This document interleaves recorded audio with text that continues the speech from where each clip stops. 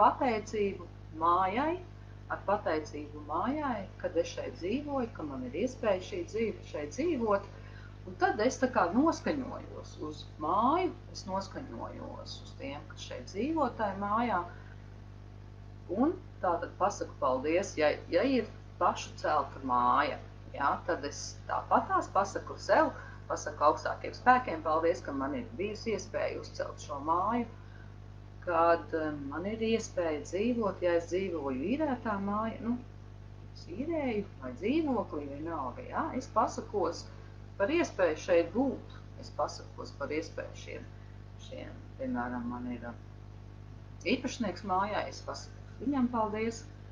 es pasakos tiem cilvēkiem, kas cēla šo māju, ļoti veca, pasakos tiem iepriekšējiem ieniekiem. Tādā veidā ar šo pateicību es jau tīru māju